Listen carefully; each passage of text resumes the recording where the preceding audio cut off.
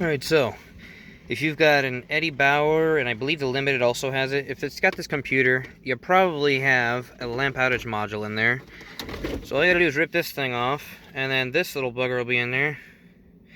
That's the number I got on it. And as you can see, those two things there at the top, I think those are called resistors. Those things are burnt out. And this pin here, you can almost see it, it's a little burnt and black where those resistors are, and it's popped the solder off. So that's the part that controls the headlights. Now, what I've done, instead of doing any cutting and wiring like most people say to do, these two, okay, so on the top of the plug, so this is the part where you press it to release it, that's what the face of it looks like. So this is the top part. You've got 3 wires on this side. You've got a dark blue and white.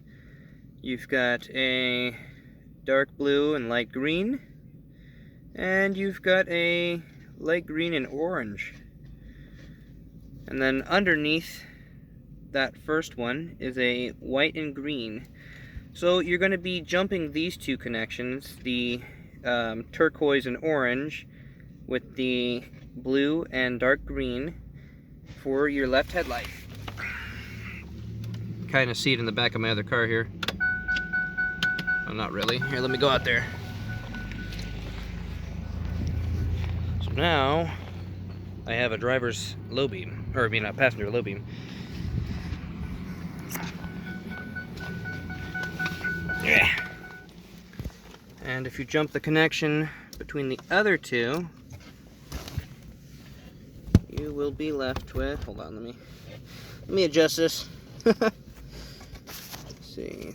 If you jump the connection between these other two wires, that's the dark blue and white, along with the white and green. You turn on your lights,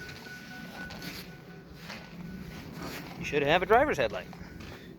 So if you connect both of those, then you won't have to drive with your brights on like I've been doing. This lamp outage module thing is very frustrating and kind of stupid, really.